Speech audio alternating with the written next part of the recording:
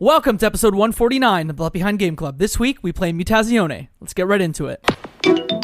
You're listening to the Left Behind Game Club.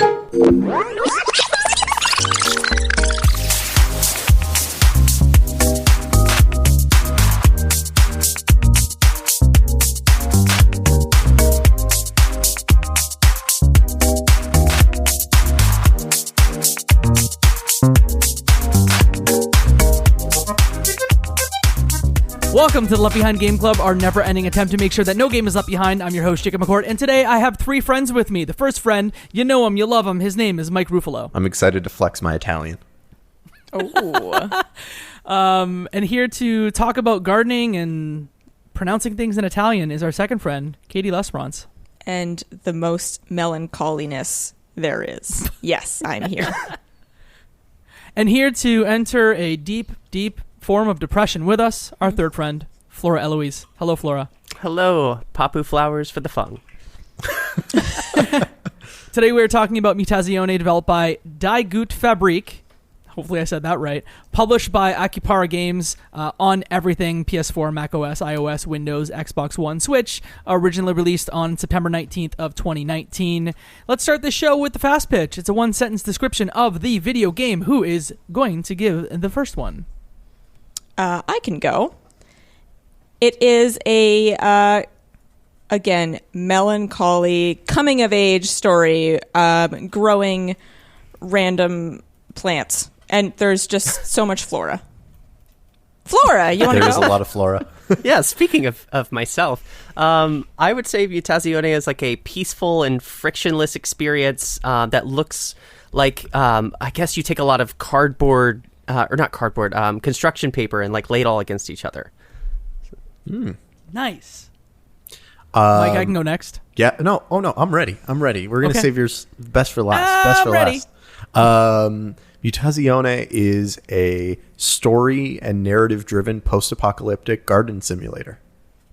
Ooh. Cool. I have something prepared for once. Mutazione is... What if the cure for depression in Night of the Woods was mystical gardening? Interesting. Yeah. They're either real bad or real good. Today you got a good one.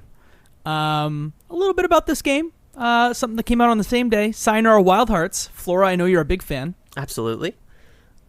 We've talked about that game previous on the pod, so if you want more to listen to after this, you can download that. And in the same week, we got The Legend of Zelda Link's Awakening on Switch, Untitled Goose Game, and AI The Somnium Files. We've covered some of Spike Chunsoft's other games in the feed. Maybe your third and fourth podcast to listen to after this one. Some indies. Before we dive in, sorry, what'd you say, Mike? Some indies.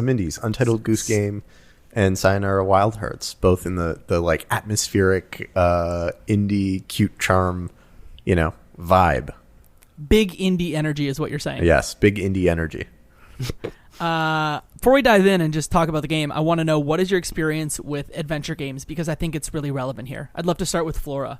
I guess it's limited mostly to like Telltale games, Quantic Dream games, Don't Nod games, that sort of 3D sort of adventure game. I don't really have a history with the old school style.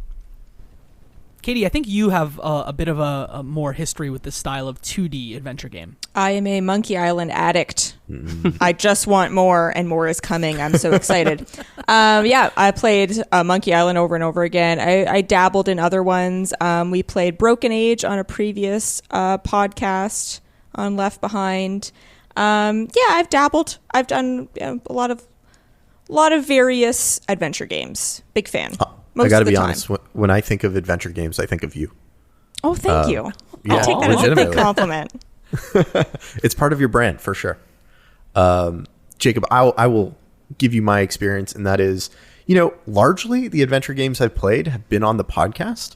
So the Telltale games, I would in some ways say that like Gone Home is an adventure game, I guess. But I definitely don't seek out adventure games, especially not the like very classic LucasArts style adventure game where it's, grab this chicken and see what hole it fits into. Those games tend to like confuse me and frustrate me a bit. So yeah, not a huge fan of that traditional style, but do like I think the more modern versions of them. And see, I'm probably closer to Flora and you, Mike. I'm very much more of a 3D adventure game kind of person. Like, I've played Broken Age, obviously, on the pod. But when I was a kid, I played more, like, 2D adventure games. Like, we're talking, like, Toonland, starring Howie Mandel. Like, the Putt-Putt games I was super into. Oh, yeah. But really, like, not a big 2D guy in modern times, if you will. Okay, why don't we just talk about Mutazione? Would anyone like to set up this game? Either the world, the story, or the gameplay. Dealer's choice. I think I can take a crack at it. So the game is set up. I don't know the chronology exactly, but it takes place in what I assume is a nondescript, like European-ish place where a meteor has struck it. All life was essentially wiped out and thought gone. But years later, was found to contain life. Life continued to flourish, and it mutated, which is the Italian to English translation of the title of this game. Mutazione means to mutate, and so there's all kinds of people on the island that are either mutated animals or mutated people that play the cast of characters in this game. And you, a young girl named Kai, I believe it's a young girl, named Kai, arrive at the island to take care of your sick Nono, and in the process heal him and the village. What do you think? That's pretty good. Well done. Thank you. Thank you. Anything to add, Flora? You have a Mutazione shirt on, so I feel like you are the resident expert, Flora.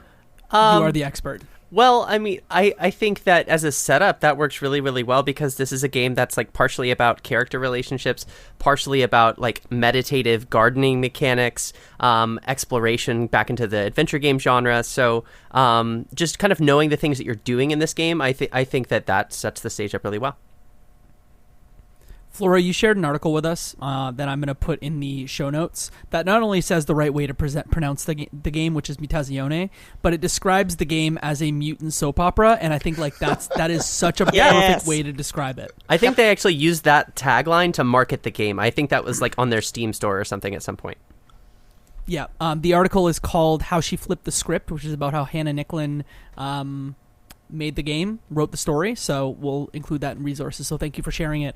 Such a perfect way to describe it, because it is one part adventure game and really one part gardening simulator, if that's fair to say. Yeah. I would argue that it is closer to a more of a walking sim than an adventure game, because heavy nodding. There really aren't any puzzles. Like, there's no, your core elements of an adventure game.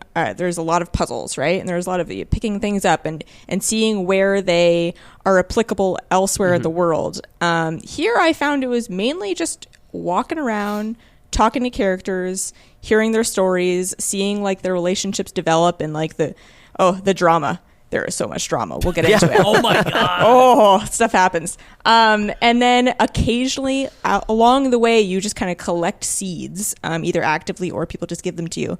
And then every now and then you plant a garden, and that kind of moves the story forward. So yeah, I think of it as more of a walking sim than anything. But I think you're lots of good spot on. stories.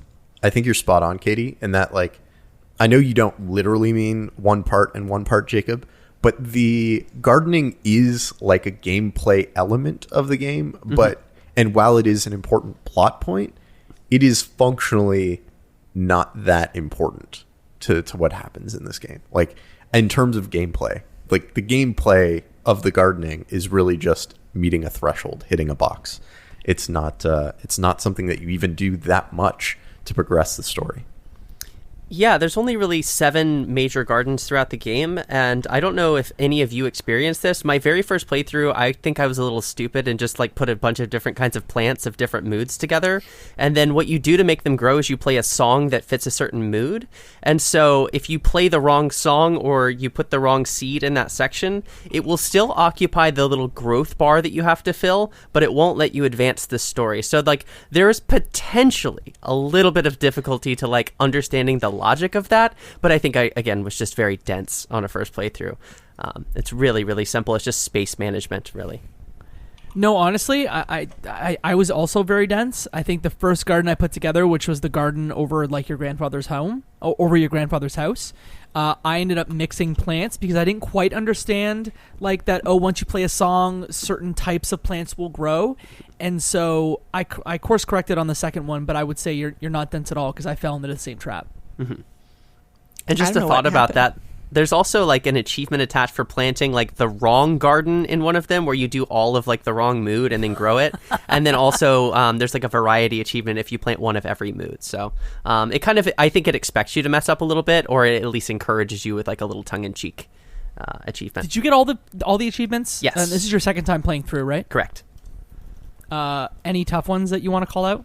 Nothing in this game would really be tough. There's a few exploration based, and like actually the one I think that the fewest amount of people have is regarding there's a character Mori in the village who you can I mean you talk to her a ton throughout the story, but she can also make you meals. You can accept a vegetarian option or a meat option, and there's one day that she will, if you just decide to be wishy-washy about those two options, one day where she will make you a vegan dish, and like 2% of people have that. It was not difficult, but I had to like continually remind myself to go back there and check. I took a random dish each time, whatever sounded best, even though they were all random foods. Mm-hmm. And I always took the food, even though I don't think I ever did anything with it. I always just had it in my inventory, never interacted with it. Absolute same. I don't know if this was a similar experience that you all had, but I farmed a ton of stuff. And I would end up salvaging it as soon as I harvested it because it would not regrow anything, and just had a ton of seeds left in my bag with nothing to use them on. It felt like, oh, they set it up early on that this was going to be the currency of the world, that it was a barter system, that, you know, everybody was putting things in and out. And I was like, cool, I'm going to corner the market. I was a little Medisti. Oh my God. And yes, and then I had a ton of seeds and nothing to use it with. You wanted to capitalism the Mutazione island. So we have to talk about that, right? Like, this game has some pretty overt political overtones in what it's trying to like showcase, and there's these characters that are like not really characters called dots that you can find underground in one of the sections, and they're always talking about like the stock market and manure prices, and it's this blatant satire of like market speak. It's so good. It's like I didn't really know what to do with it the first playthrough, but this time, like hearing them every single time, it's hilarious. They're talking market research. They're talking price. Yeah, so many. They're just constantly. Salsiccio, and I'm blanking on what the third one was. I was going to ask you, which one do you relate to the most? Which one of them? Well, are you talking about the sausages or the dots? So that's what I'm saying. Oh, no. Sorry, they're sausages. Yeah. Yes. Yeah. The sausage people, because that's why I was so surprised when Flora said they were dots, because I thought the dots were the little people in the trees. The dots. No, you're right. Are in the tree. Tick, tick, nick, nick. I didn't know if the sausages had a name. I just like the dots get named. So anyway, my fault on that. It was Medisti and Sal and Pratsky and Wiener and Wurst. Pratsky, Wurst. Yeah, Pratsky, Wurst, and Salsiccio. And Wiener. Yeah. Well, it's all names for sausages, by the way. That all went over my head. I thought they were just like specific Wurst is names. a sausage. Salsiccio means sausage in Italian. Yeah. We should have asked the Italian. Yeah. Oh gosh. But the dots were very market obsessed and like very much reminded me of, like, for my Canadians, the Bay Street folks, and like the Wall Street folks for Americans. Wait. Do you mean the dots or the sausages? No, the sausages, not the dots. I've corrupted us. It's the sausages. Yes. It's the sausages, people. sorry. Yes, because there's a dot shaman, so like a shaman and Wall Street doesn't really go together. Yeah. And I mean, also, you do have to pay the dots, not to hop too far forward, but yes, I was totally, I loved all the dialogue with the little sausage people, and I was like, Salsiccio and Medisti, they're my boys. You know, they're always looking for new ways to corner the market. They're always looking for new ways to get ahead in life. They're my people. Okay, so like we're talking about characters. I think that I'd love to know, like, were there any standouts for you? Gele is my person. Gele is the yellow blob in the underground who is part fungus. Yes. who you give your vitamins to early on because that's a form of nutrients for them. Okay, Yes. so I think I feel like I can pretty confidently speak for everyone here. I would really be surprised if everyone disagrees with this, but this game is all characters, right? Yeah. Like it's hard to play this game and not be roped into the characters that they build, and I think they do such a good job with it. Yeah. If I'm thinking through the characters that I love the most, I'm blank Bopek, I believe his name is. The little Bopek fishing is guy. my favorite. Yes, the little fishing guy who he's just got this one line like after some of the drama where someone says 3 hearts and he says 4 and they're like, shut up, Bopek, and he's like, and the baby. And I was like, oh man, Bopek, that is so like, so aware. Bopek's a child. Yeah. So it's also hard to tell who's a child and who's an adult in this, other than by like what they tell you. Because Tongue, a character that becomes a pretty core member, drives a lot of the plot forward, is supposed to be a child, but looks like looks like the Hulk on some level. Yeah. He's green and large. Yes. I thought of Tongue as a sullen, quiet, doesn't quite know what he's doing yet, late teenager. Like a 17-year-old, but he doesn't talk a lot, so it's kind of hard to read at first how old. But then later on you go, oh, I would hope he's approaching adulthood at least. Because otherwise there's some questionable things happening. Yeah. Can I give you a pop culture reference that I immediately thought of when faced with him? Yes, please. Ethan Suplee in Remember the Titans. Which one's Ethan? The big big guy, boy who was also in Boy Meets World. Oh, who has now lost a lot of weight. Yep. Like character, stature, the whole thing. Yes. Yeah, played Thank for you, a Mike, bit for of a picking dunce. that up. Played on some level for a bit of a dunce, but is Big like, heart. yeah, genuine big heart. Like, will be there for you. I like Spike. The bar owner. He's he doesn't quite know. He has feelings and he loves but he doesn't know how to say it, and he doesn't know how to move things forward, and even how to talk to is Mew his daughter or like adoptive daughter? He raised her. Yes. So I think it's like Raised an her. adoptive daughter.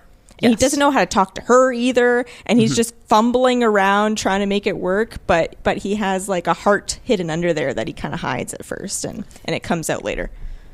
Yeah, and he shows that he has that heart like at his bar. Like for some reason he has like these really vulnerable conversations. He's like that classic bartender who has like an ear that like anyone can lean on. But when it comes to these people who he sets his hopes really high, like Claire, his like love interest, suddenly he clams up. And seeing that double side of the personality, I think contributes to like why he's so likable.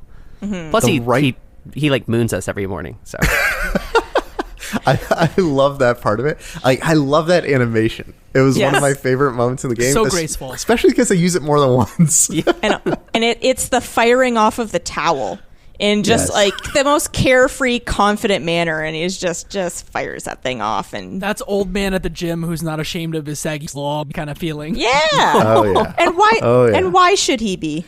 Yeah. I think Flora, you hit on something that like really stands out, which is every one of these characters has a flaw and is like very human. And I think that's why, despite the fact that they're like mutants in a lot of ways, the characters feel more real and human than most video game characters I ever stumble across. I totally agree.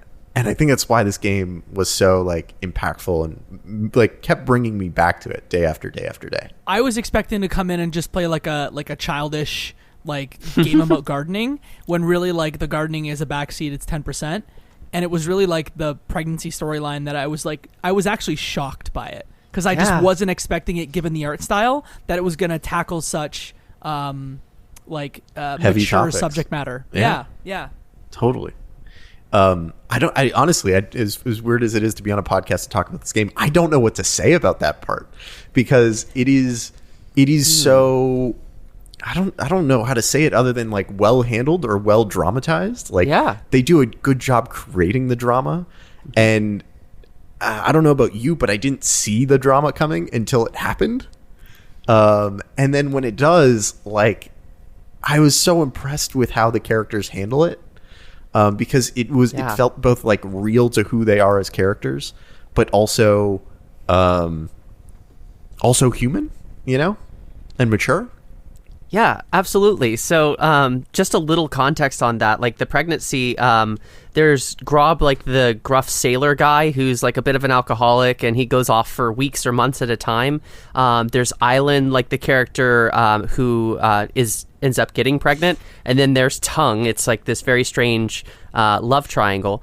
And the confession is that the baby is Tongue's. And so, like, she has been telling Grob the whole time that the baby is his. And so she reveals kind of in front of everybody that his expectations need to be tampered. And she's still going to keep the baby, but she's really not sure she wants to pursue her relationship with him. It gets really complex. But what you were saying, Mike, about, like, how well this is handled, like, you might expect these people to blow up and hate each other and burn it all down, but like both of the dudes in the relationship are really supportive and like willing to care for this kid anyway.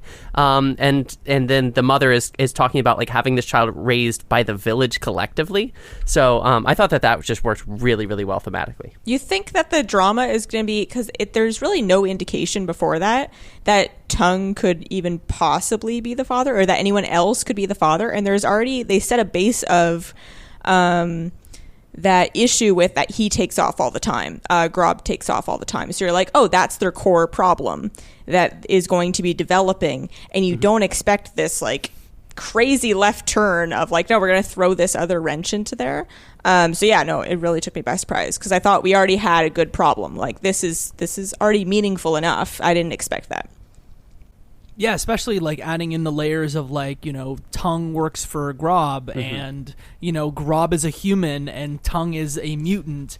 And there's, again, it's like peeling back layers of an onion that you don't expect given the way the game looks. Yeah, all the interconnected small town. This is my aunt, and this is their mom, and this is my best friend, and she's also this person's X and Y. Like Mew and Spike being, adoptive father-daughter, but also being bandmates in a band with Tongue, and all of the ways that interacts, I think was, super fun in a lot of ways. There's so much added context that you just needed to remember. Yeah, and I think that one of the game's biggest strength is that you kind of remember the relationships between these characters once they're established. Like, it's so incredibly precise and clear. It doesn't really waste a single character or really much in the way of dialogue. So I just think it's just very efficiently written. Yeah, every time you encounter somebody, you're going to get something out of it. It's going to move their story forward. Also, the whole thing with this, who's going to help parent this baby and who's the father, it kind of ties together with these other themes in the game where there's a lot of father issues, like so many father issues. There's Tongue, whose dad died, I think it seems like a few years ago or maybe a couple years ago, and he's struggling to deal with that, and he's building his boat. Did he die or did he abandon him? I think he just abandoned him. I'm not sure. Regardless, he's absent. He's gone. He left. So Tongue's building this boat as trying to give himself some kind of like meaning. He's kind of lost. And there's someone else. I can't recall. Someone else has another father issue comes up. Kai doesn't really have a father. Yeah. Kai only has a mother, Gaia. Which ironically named. Come on. Right? Yes, yes. And then Gaia's father, No, who's I think like that's the A plot in this game. Yeah. I mean, obviously we're deep into spoiler zone, but like it comes full circle at the end that the game really revolves around his issues being a father, and being present and being there. Was there any other characters with daddy issues? I mean, I just wanted to jump in and talk about a character we have not talked about who may be one of the best characters in the game, and that's Yoke.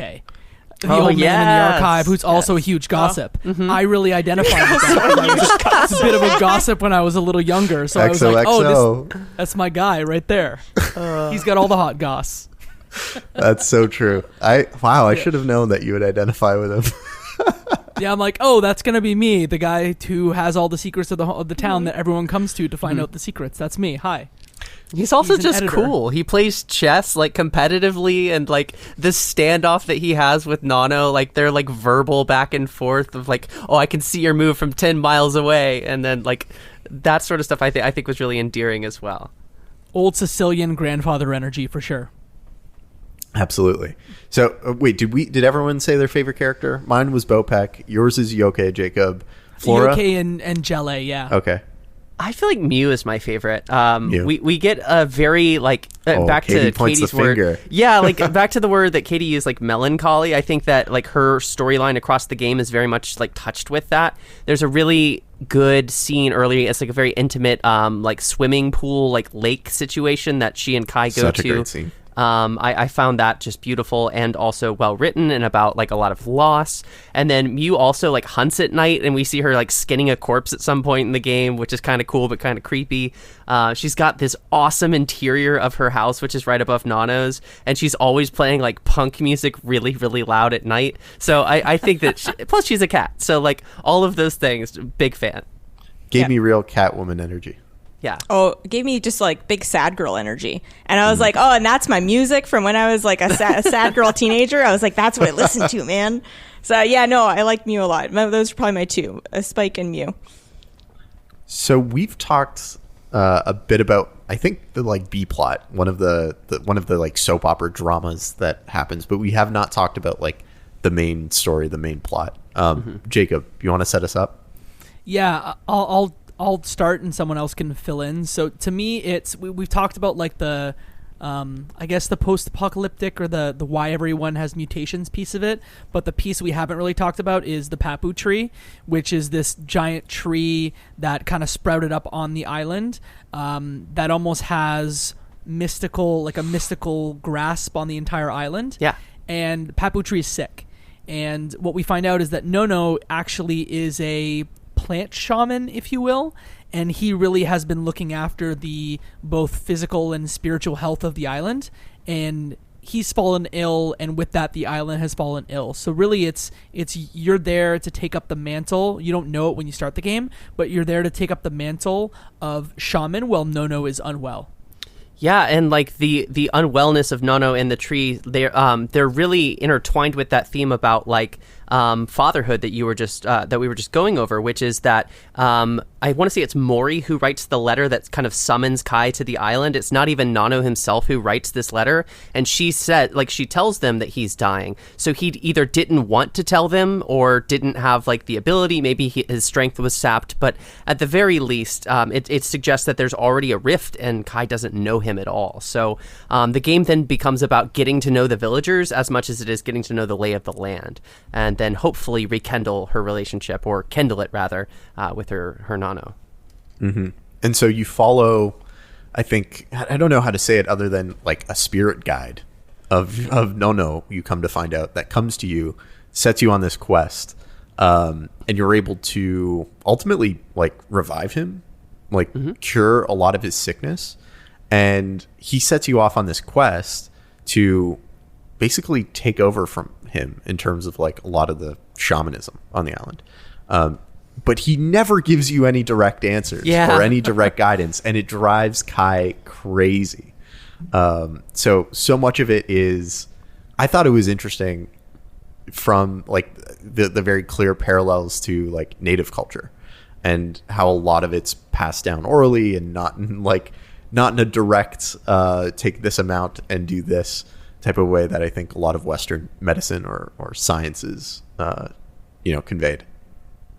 And I guess what I appreciate maybe about the game's script or even the gameplay is that sometimes it will give you a choice of two, ways to talk, and maybe one way is positive or negative, and one is direct and indirect in some cases. But sometimes it doesn't matter what the answer is. Like Nono's just gonna not give you a clear answer regardless. Yeah, which I appreciate.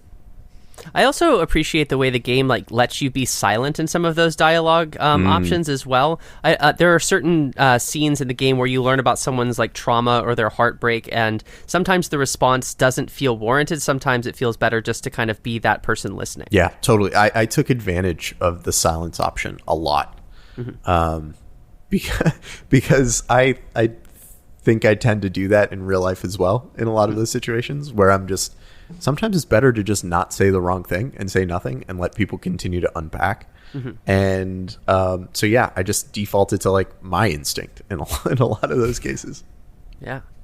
What is there a path that you all tended to go down? No. You Depends all on just the conversation. I don't know. Right. Depends Yeah, on the whatever vibe. just felt right. Depends Whatever on the felt feel. right. Absolutely. Honestly, hearing the soap opera like as a way to describe this game, like honestly, I just let my emotions kind of guide the conversation because it seems like my choices didn't really have stakes, or they my choices wouldn't change the stakes, so I just kind of rolled with it each time. Yeah. The story is the story.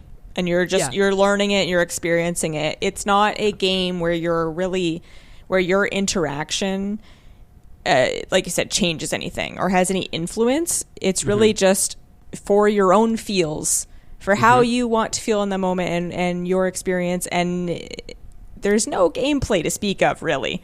Let's be honest. You're walking around, you're talking to people, and yeah, you're just kind of so many feels. And the music emphasizes all the feels throughout the entire game. It's true. Each garden has Music its and own sound song. effects. Yeah. So each garden has its own song. Yeah. And each garden has a song that you need to learn. And I think you basically learn one song per day, right? And Mostly. yeah, basically. Not exactly, but you have to play that song for the gardens to help them grow. And then I think you can sit there and just listen to the garden play the song back based on whatever plant you've put there. So some plants are more cymbals and some plants are more piano. And it was really interesting, like to hear that you could create a different orchestra or a different song based on what plants you chose to put there. Yeah, and I don't know if any of you all took advantage of the sort of like free gardening like mini game that they have. It's accessible through the main menu, but like if you're just going for the story, you probably won't notice it.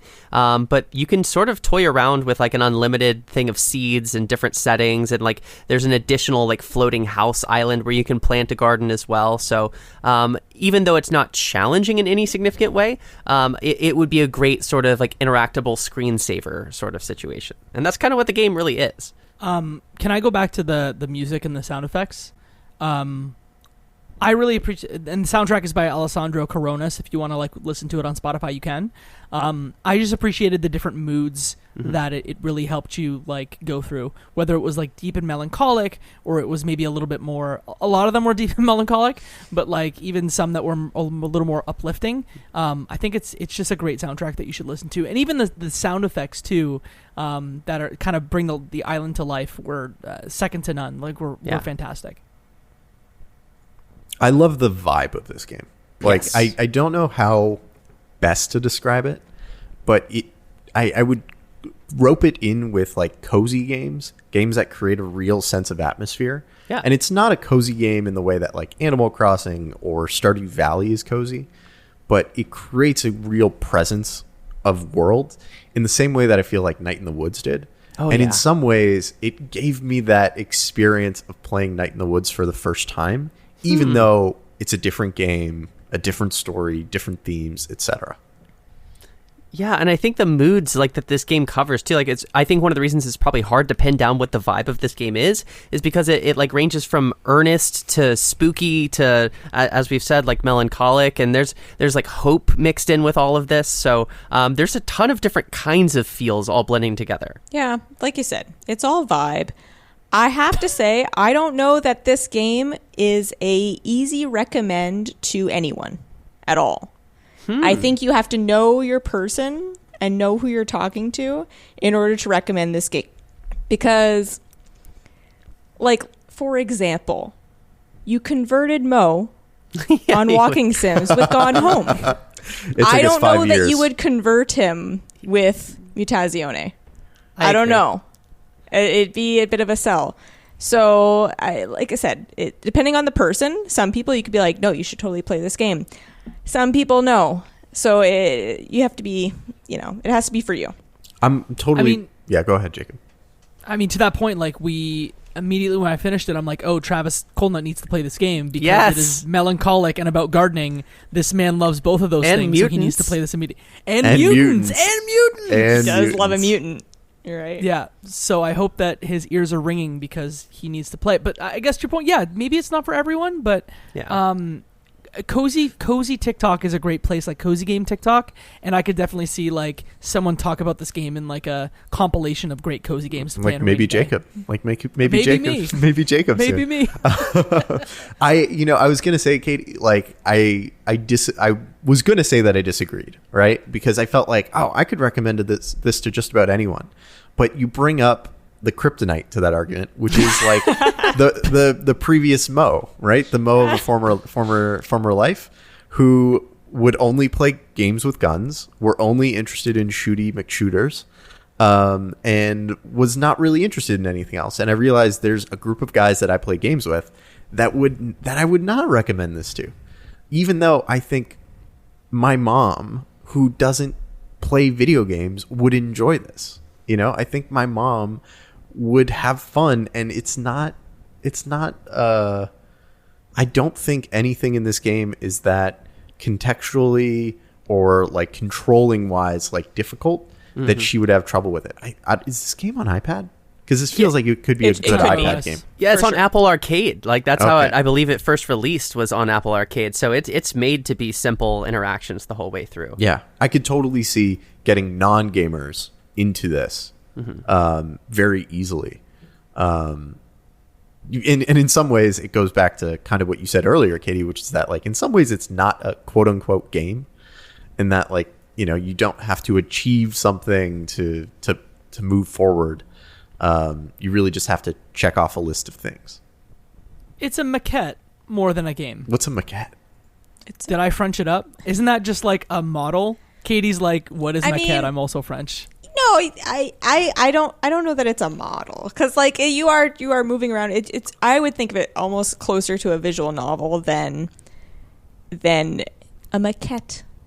But yes, it's but yeah, it's something to look at and experience and hear and all that. But like, it's not demanding as far as gameplay at all. Flora, I'm sure you've thought deeply about this. Where do you tend to fall? Maquette or no maquette? I mean, I think I'm pretty like loose with my definition of what I'm accepting to be a video game. Like if it's a like digital interactive narrative sort of thing, like that's a video game to me. Yeah, so absolutely. I absolutely think Mutazione fits that. Like it doesn't really matter where you classify it as far as genre. It's more of just like, do you want the feels or do you not want the feels? And Right. if you want action, if you want strategy, go somewhere else. Like that's totally fair. Agreed. Have y'all played any other of Die Gute Fabrik's games? What other games have they made, Jacob? I don't know what they are. Please inform us. Here's the one you probably played. Do you remember a little game called Sports Friends? No. I do. I do remember that. Have y'all not played like Sports Friends? It's Johann Sebastian Joust is in that package, the one that you would play with the PlayStation Move controllers, and you would essentially try and like physically hit each other or move each other while the music was going. It was And like musical honestly, chairs with controllers. Yeah, I swear at PAX for like 5 years, everyone wanted to play Johann Sebastian Joust because you needed like 8 move controllers to make it cool, and who does that? This will really only, I think, be relevant to Jacob, but for orientation day or incoming day for all of the like new kids at the business school that we went to, we would have Super Friends and Johann Sebastian Joust as games people would play. So we'd have a bunch of move controllers to just let people meet new people and play a random game together. Yeah. Mm-hmm. And there was even an early Bennett Foddy game in that package. It was like a package of 4 games, and there was this like game called Pole Riders, which probably led to Getting Better, or what is Bennett Foddy's game called? Getting Over. Getting Over. Thank you. I'm sorry. It's probably like a precursor to In that. the process, you do get better. Yeah. They named it Pole Rider? Yeah, Pole Riders. That's a choice. It's a game I don't about know how strippers. I feel. I mean, or something, but yeah, that's where my mind went. But Yep. apparently Trying it's to keep just a this fun PG. party game. It's a bachelor party game. Hey. Oh boy. Anything else you want to talk about? Do we want to talk about like where the story ends? Flora, you? I think we should. Yeah, I think we should talk about where the story goes. So, forgive me if I'm accelerating the story and simplifying it a bit much, but Nono recovers. He sets you out on the quest to help save the Papu tree and learn about being a shaman. And so you advance, learning more about different people in the village and learning new songs, creating new gardens that match each of those songs. And eventually getting to the point where you've explored a bit more and pieced together a lot of the puzzle and realized that you need to get some of the fungus spores from the fung and deliver that to the Papu tree, and that will get it to blossom, to bloom. Did I get that backwards? Slightly, yeah. The Papu tree has to bloom. You have to take the flower to the fungus, which then you can bring for like medicine. Thank you. Yes, so you've got to bring the flower to the fung, and then all is well in the world. Yeah. Right? Is there much more? That's basically it. Gaia comes to see Nono, and Nono almost dies because he's stuck in the spirit world or something like that. And you have to develop your ability to go into the spirit world with your own guide, your own spirit guide, and bring him out by helping him get over his trauma.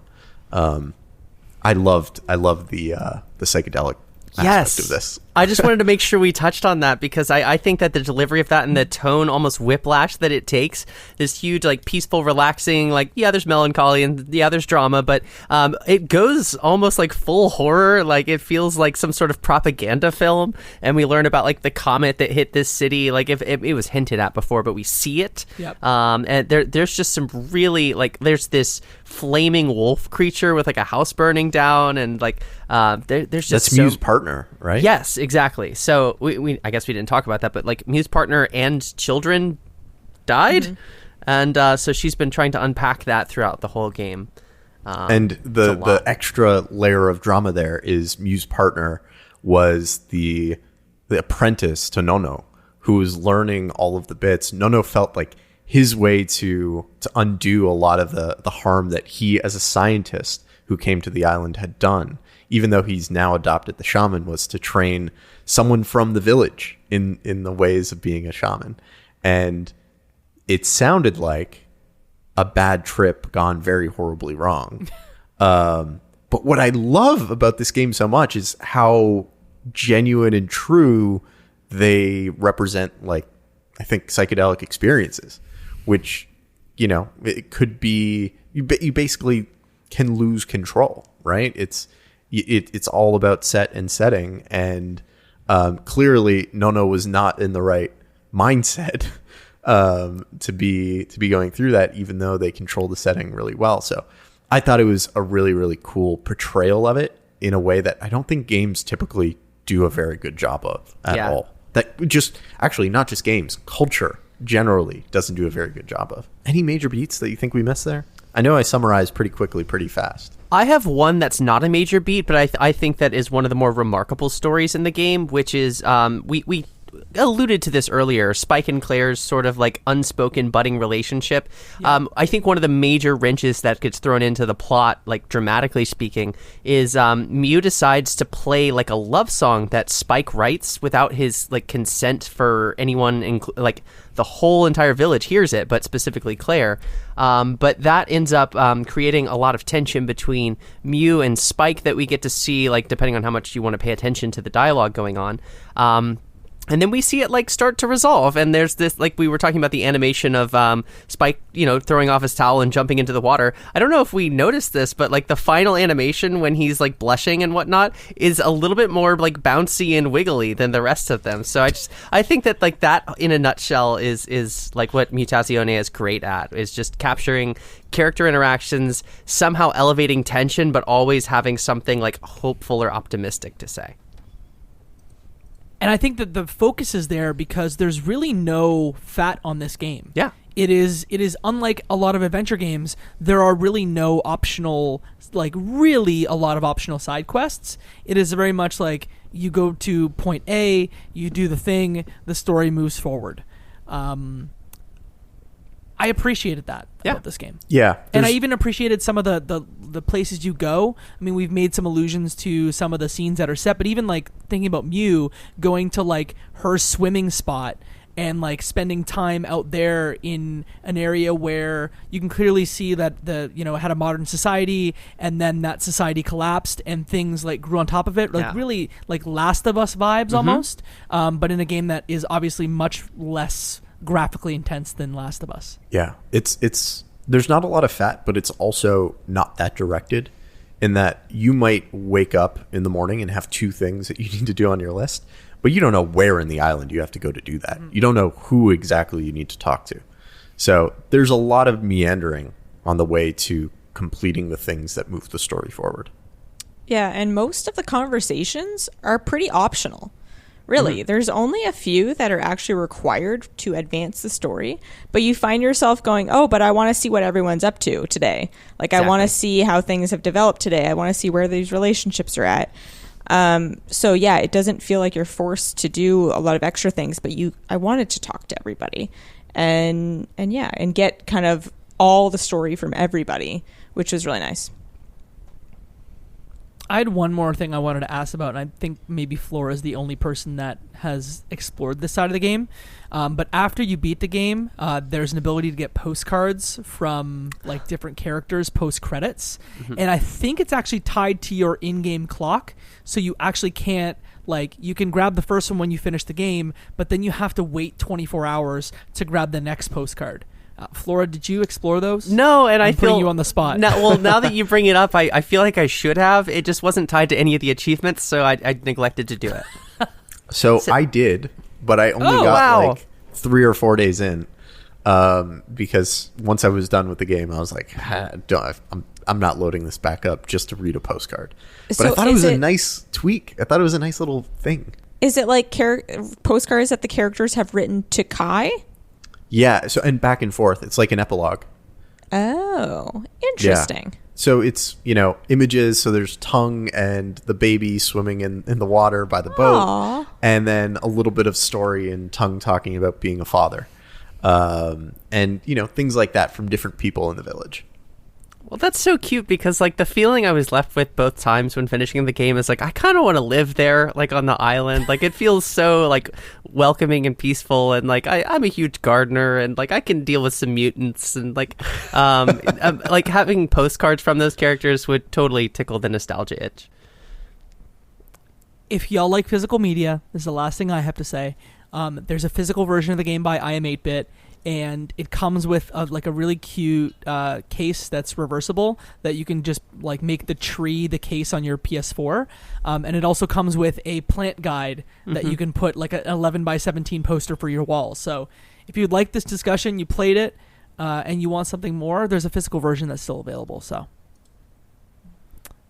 anything else we want to chat through with Mutazione? Mutazione.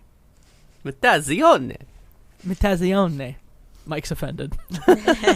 Don't talk to me.